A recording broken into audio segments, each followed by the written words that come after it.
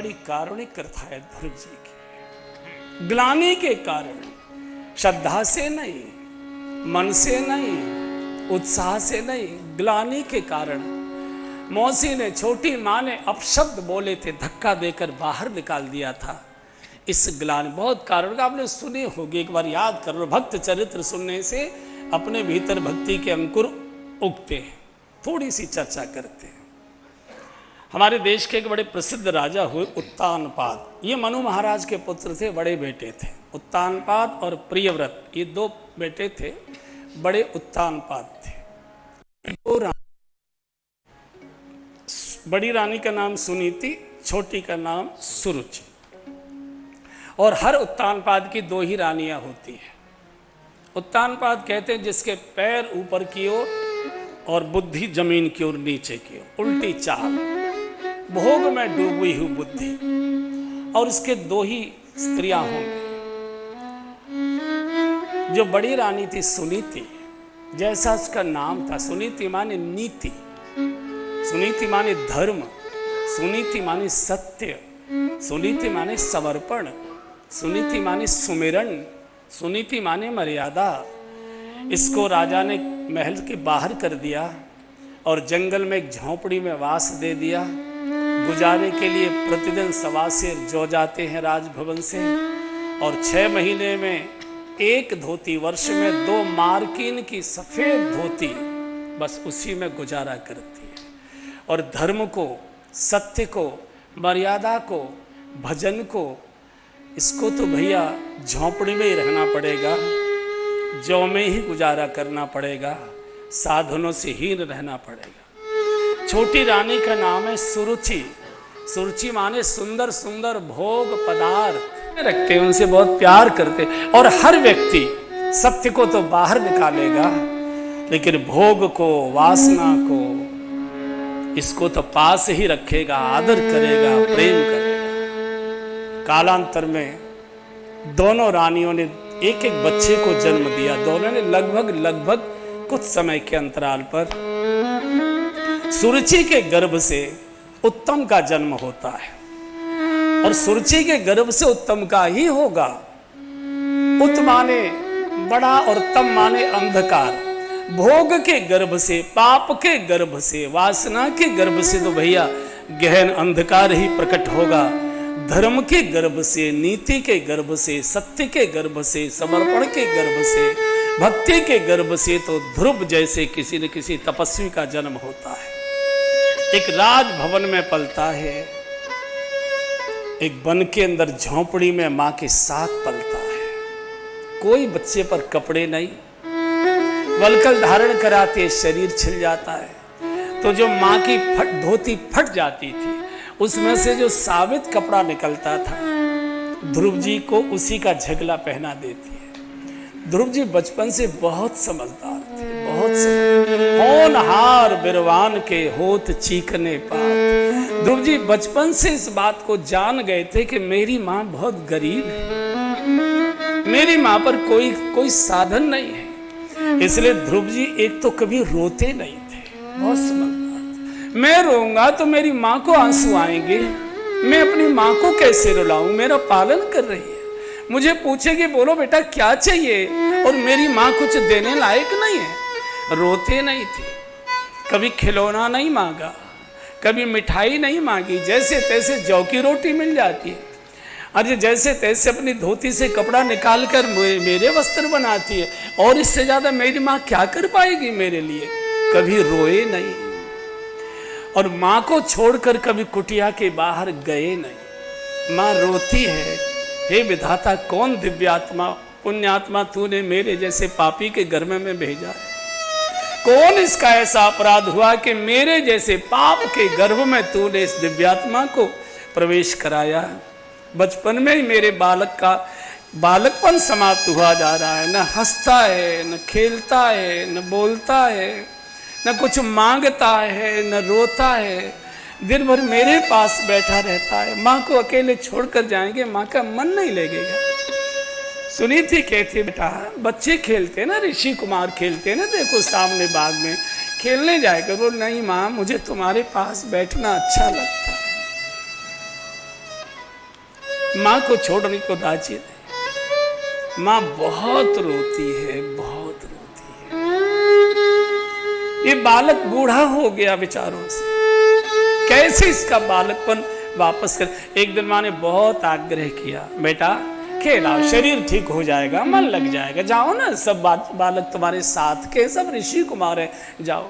माँ ने जब बहुत आग्रह किया, आज ध्रुव जी कुटिया से माँ को छोड़कर चले। छोटा बालक खेल के लिए जब बच्चे जाते तो चलते कूदते जाया करते, हमेशा बहुत खुशियां होती है उनके मन में। वहां भले ही मारपीट हो जाए जाकर, लेकिन बिल्कुल उछलते कूदते जाते। और जैसे ही खेल मंडल में प्रवेश किया, ध्रुव जी ने पहली बार एक ऋषि को माराया, इतनी जोर से धक्का देकर गिराया। खबरदार, हमारे खेल मंडल में आए तो हमारे साथ तुम खड़े होने लायक नहीं हो, तुम पापी हो, तुम्हारी माँ परित्यक्ता है, तुम्हारी माँ धर्मी है, तुम्हारी माँ को तुम्हारे पिता ने घर से बाहर किया हुआ है, खबरदार हमारे साथ आए, यहां से बाहर। आप कल्पना करो, 4.5 वर्ष का अबोध बालक, उसको धक्का देकर पहली बार आया। माँ ने खुशामद करके आग्रह करके भेजा, और उसको ये सुनने को मिला कि तुम परित्यक्ता के पुत्र हो, तुम हमारे साथ खेल नहीं सकते, हम पुण्यात्मा ऋषियों की संतान हैं, जाओ यहां से। वहां से रोते रोते ध्रुव जी आए, मां के चरणों में बैठ गए। मां, कौन सा अपराध आपसे हो गया, आपसे कौन सा पाप हो गया, आप बताइए ना मुझे, मैं उसके लिए तपस्या करूं। क्या बोलता है ध्रुव, ये कहां सुन लिया तुमने, क्या हो गया, किसने कह दिया? बोले नहीं, आज मुझे खेल मंडल में प्रवेश नहीं करने दिया, मेरे यहाँ के बालकों ने मुझे धक्का मारकर बाहर कर दिया, हमारे साथ नहीं खेल सकते, तुम पापी हो, तुम्हारी माँ पापनी है, तुम्हारी माँ को तुम्हारे पिता ने भवन से बाहर कर दिया, तुम राजपुत्र हो, जंगल में क्यों रहते हो, वन में क्यों रहते हो, तुम्हारी माँ राजभवन में क्यों नहीं रहती? मैं बताओ ना, क्या हो गया, कैसे यहाँ तुम क्यों रहती हो, जब हम राजपुत्र हैं तो राजभवन में क्यों नहीं रहते?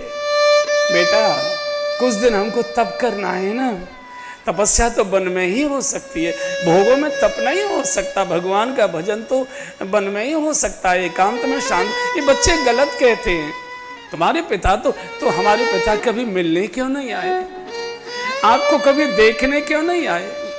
उनका एक बेटा जन्म लेकर आया है संसार में, वो कभी मुझे गोद में खिलाने क्यों नहीं आए, मुझे कभी उन्होंने अपने पास बुलाया क्यों नहीं?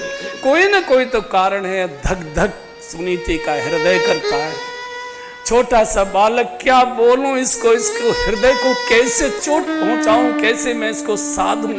बहुत घबरा गई, छाती से लगाती है, पीठ थपथपाती है, दुलार करती है। नहीं बेटा, ऐसा बिल्कुल नहीं है। नहीं माँ, अगर पिताजी हैं तो आप जाते क्यों नहीं हो, पिताजी कभी आते क्यों नहीं है? बेटा, कुछ दिन तप कर रहा है ना, देखो वो जो यहाँ से बड़ा महल दिखाई दे रहा है ना ऊंचा शिखर पर, वो जो अट्टालिकाएं अटारी ध्वज दिखाई दे रहा है, वो राजमहल है, तुम्हारे पिताजी वहीं निवास करते हैं, और वहां तुम्हारी छोटी माँ सुरुचि रहती है, छोटा भैया तुम्हारा उत्तम रहता है। जब हमारा तप काल पूरा हो जाएगा ना तो हम चलेंगे, राजा साहब खुद लेने। बोले नहीं माँ, मैं पहले पिताजी का दर्शन करूंगा और मैं पिताजी से रो रो कर कहूंगा कि मेरी माँ का क्या अपराध है, आपका बेटा अपनी माँ के अपराध की क्षमा मांगने आया, मेरी माँ के अपराध को क्षमा करिए, मुझे गोद में लीजिए। हर बालक अपने पिता की गोद में जाना चाहता है, और मैं यहाँ जंगल में पड़ा हूँ, मैं कभी भी मुंह नहीं दिखा पाऊंगा, मेरे साथी लोग मुझे कभी पास नहीं खड़े होने देंगे। पहले जब मैं पिता का दर्शन करूं, उनकी गोद में बैठूं, तब आकर कहूंगा कि तुम झूठ बोलते हो, गलत कहते हो, मेरे पिताजी ने मुझे कितना लाड़ प्यार दुलार दिया है। सुनी थी तो घबरा गई। अगर बालक राजभवन गया और इसके साथ कोई दुर्व्यवहार हो गया, बचपन से ही बालक का हृदय टूट जाएगा, पिता के प्रति अश्रद्धा पैदा हो जाएगी। मैं नहीं चाहती कि मेरे बच्चे के मन में पिता के प्रति कुभाव आए, अश्रद्धा पैदा हो। एकदम मौन हो गई, जैसे पत्थर की मूर्ति बैठी हो। ध्रुव जी कंधा पकड़ते, हिलाते, माँ के मुख को चूमते, माँ की गर्दन से लिपटते, माँ बोलो ना, बोलो ना, पिता के मुझे उनके पास तक पहुंचाओ। बोले बेटा, मेरा अनुष्ठान है, मैं तो नहीं जा पाऊंगी, तुम सीधे इस रास्ते से जाओ और सुनो, पिताजी तुमको देखते ही दौड़ेंगे, अरे तुमको उठाकर कंधे पर बिठाएंगे, तुमको गोद में लेकर नृत्य करेंगे।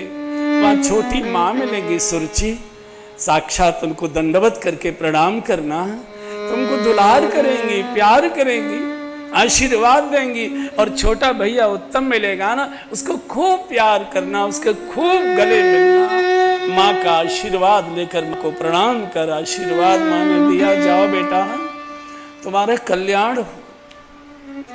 गुमसुम बैठिए, हे विधाता मेरे बच्चे पर आज कृपा करना, बालक की बुद्धि को संतुलित रखना। छोटा बालक उछलता कूदता मनोती मनाए, आज पिताजी मिलेंगे, कितने खिलौने देंगे, कितने मिठाइयां देंगे, माँ कितना दुलार प्यार करेगी, छोटा भैया मिलेगा, आकर मैं साथियों को बताऊंगा कि देखो देखो मैं इतने खिलौने लेकर आया हूं, मेरे पिता ने मुझे कितना लाड़ प्यार दुलार दिया है। चलते चलते राजभवन का द्वार आ गया। पीत वस्त्र माँ ने कन्नेर के पुष्प तोड़कर वो जो साड़ी में से कपड़ा निकालकर झगला बनाया था, कन्नेर के पीले पुष्पों से रगड़कर बिल्कुल पीला मुनि वेश धारण कर दिया था।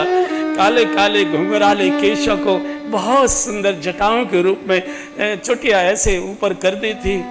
गोरोचन का तिलक लगाया है, छोटी छोटी तुलसी की कंठी धारण कराई है।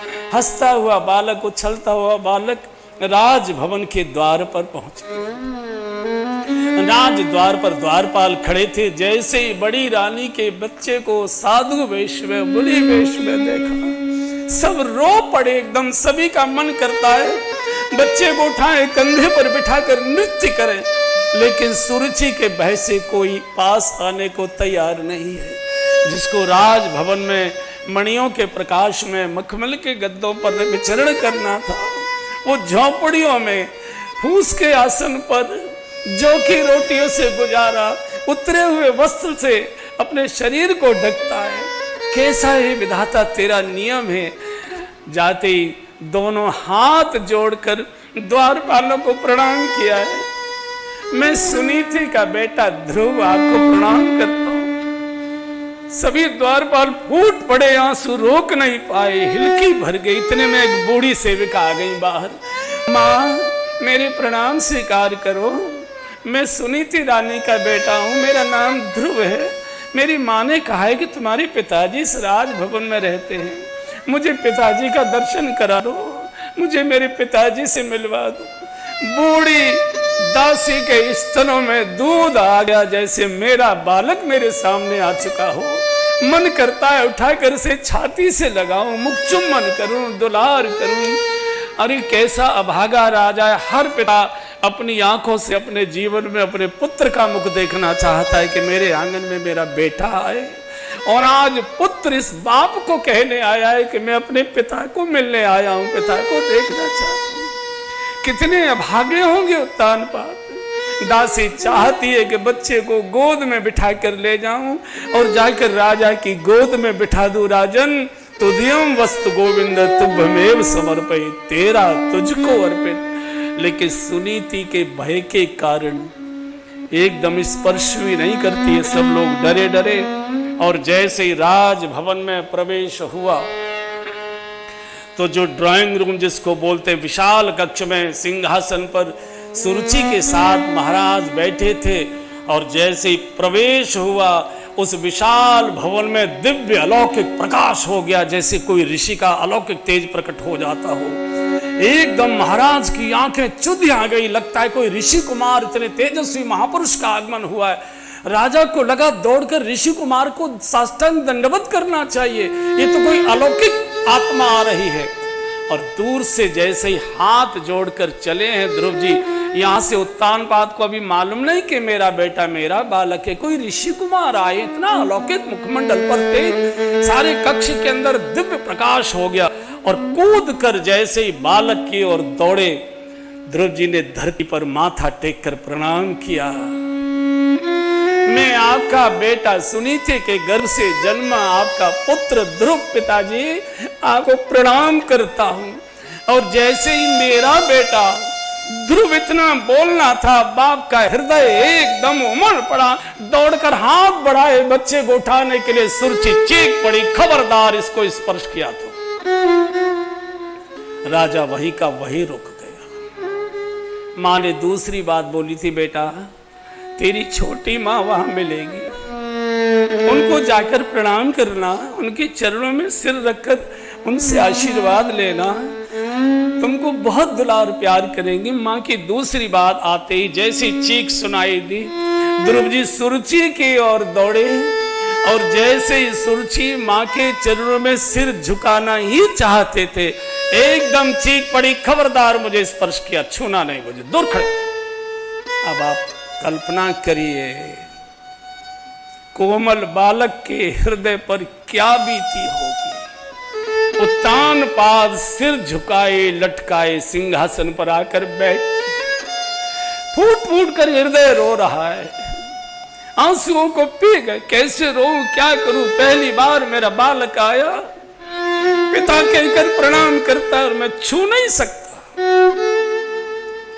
सुरुचि की इस अपराध को, सुरुचि के इस पाप का उत्तान पाद प्रतिकार नहीं कर पाए।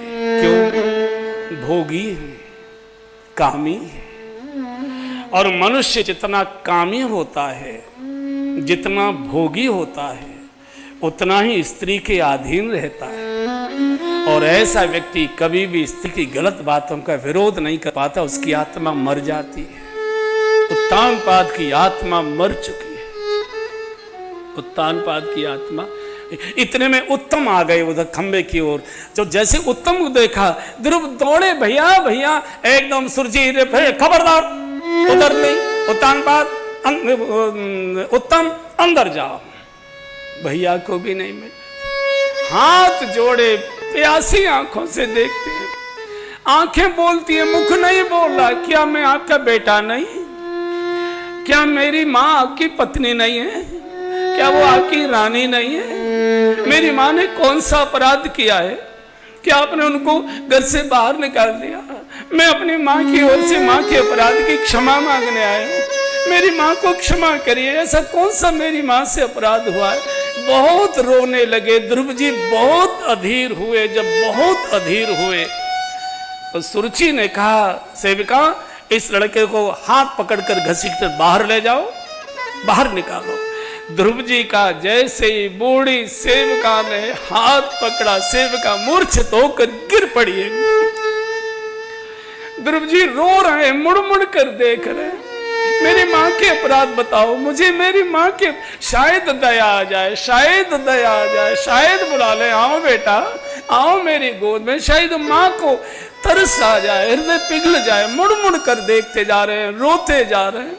द्वार पर जाकर माथा टेका है। जब द्वार पर पहुंचे तो सुरुचि ने चीख कर कहा कि इस राजा की गोद में अगर बैठने की लालसा है तो पहले शरीर छोड़ो, मेरे गर्भ में आओ, मेरे गर्भ से जन्मा बालक ही इस राजा की गोद में बैठ सकता है, तुम नहीं बैठ सकते। दासी द्वार बंद करो, धक्का मारकर बाहर करो। सेवक और सेविका बहुत सुनीति के प्रति आदर रखते थे, बहुत, लेकिन कोई मिलने नहीं जाता था भय के कारण से।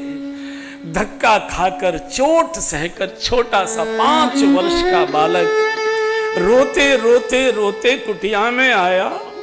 माँ बैठी थी, पता नहीं क्या मेरे बच्चे के साथ व्यवहार हुआ होगा। आते ही एकदम माँ से लिपट कर ध्रुव जी इतना रोए, हिलकी बन गई। माँ सिर से हिलाती है, पीठ से हिलाती है, थपकी देती है, ध्रुव रो मत बेटा, रोया नहीं करते, देखो तुम्हारी माँ रोएगी नहीं, रो मत ध्रुव, रो मत। बताओ ना पिताजी ने क्या कहा, तुमको गोद में लिया है कि नहीं लिया? माँ ने तुमको क्या क्या दिया, खिलौने तो दिखाओ।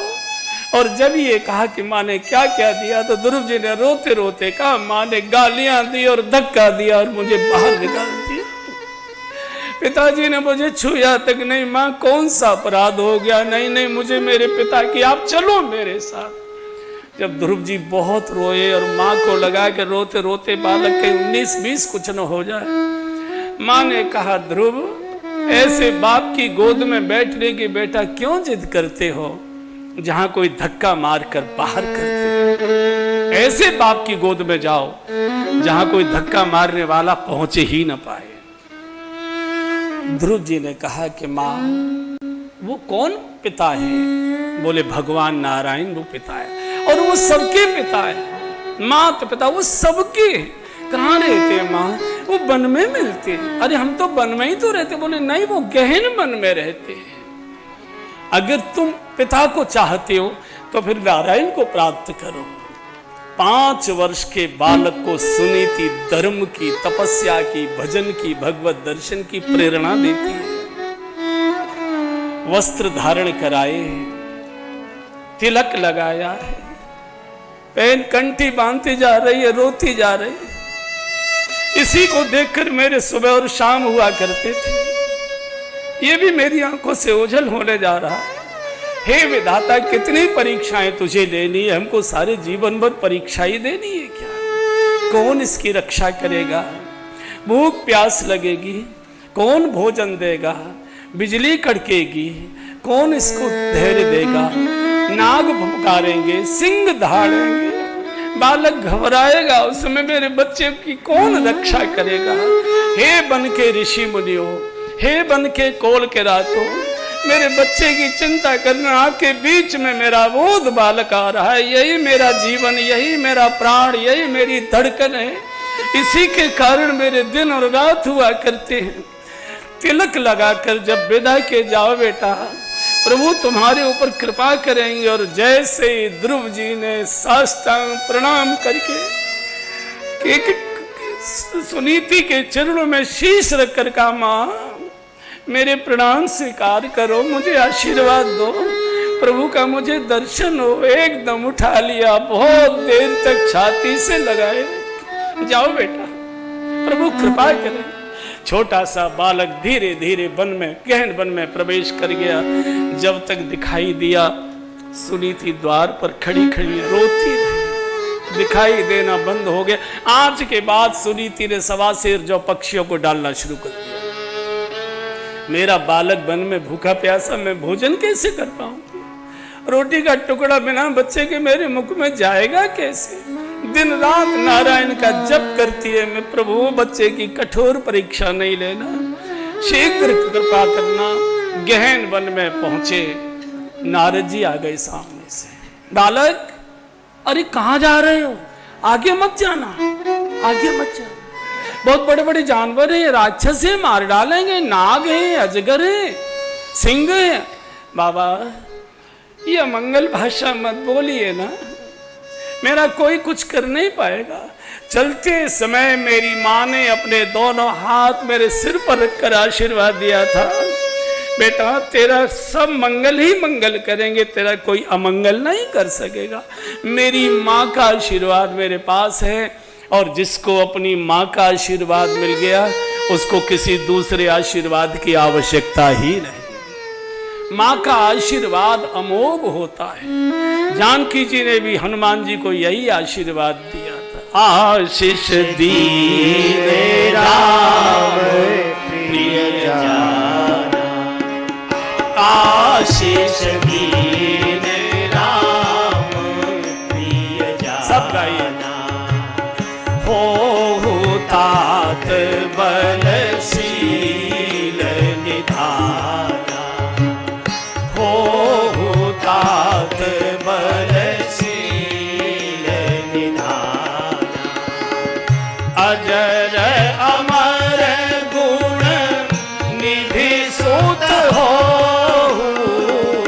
अजर अमर गुण निधि सुत हो। करही बहुत रघु नायक छोहु, करही बहुत रघु नायक छोहु। अष्ट सिद्धि नवनिधि के दाता, अष्ट सिद्धि नवनिधि के दाता।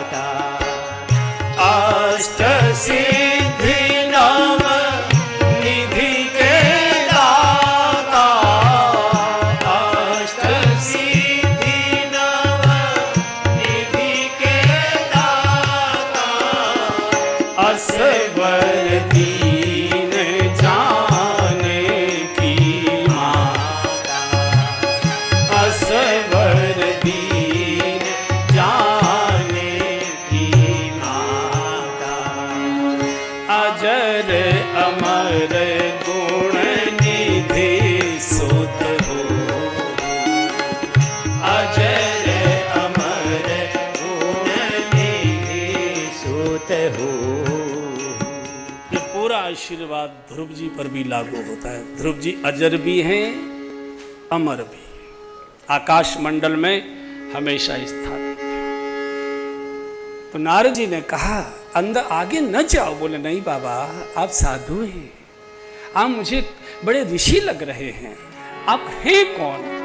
बोले बाद में बताएंगे, लेकिन अंदर न जाओ। राक्षस बोले नहीं, मेरी माँ का आशीर्वाद मेरे साथ है, मुझे कुछ नहीं। बच्चे की दृढ़ता को देखकर नारद जी के आंसू बाहर आ गए। आओ मेरे पास, भगवान का दर्शन चाहते हो, आओ मेरे साथ। और यहीं हमारे ब्रज में मथुरा के पास मधुबन में ले आए। ध्रुव जी का ऊंचा सा टीला, वो ध्रुव टीले के ही नाम से प्रसिद्ध है। बोले इस टीले पर बैठकर तुम भजन करो, भगवान श्री कृष्ण के नाम का जप करो। यमुना जी तुम्हारे पास हैं, कंद मूल फल जंगल में हैं, भजन करो। और ध्रुव जी यमुना स्नान करके ध्रुव टीले पर प्रातः काल से लेकर रात्रि तक पुकारते हैं भगवान को। तुम ही हो माता पिता, तुम ही हो बंधु सखा, तुम ही हो माता पिता, तुम ही हो बंधु सखा, तुम ही हो साथी, तुम ही सहारे, कोई न अपना सिवा तुम्हारे। तुम ही हो साथी, तुम ही सहारे, कोई न अपना सिवा तुम्हारे। दया की दृष्टि सदा ही रखना, तुम ही हो बंधु सखा, तुम दया की दृष्टि सदा ही रखना, तुम ही हो बंधु सखा, तुम हो तुम ही हो माता पिता, तुम ही हो बंधु सखा, तुम जो खिल सके ना वो फूल हम हैं, तुम्हारे चरणों की फूल हम हैं। जो खिल सके ना वो फूल हम हैं, तुम्हारे चरणों की फूल हम हैं।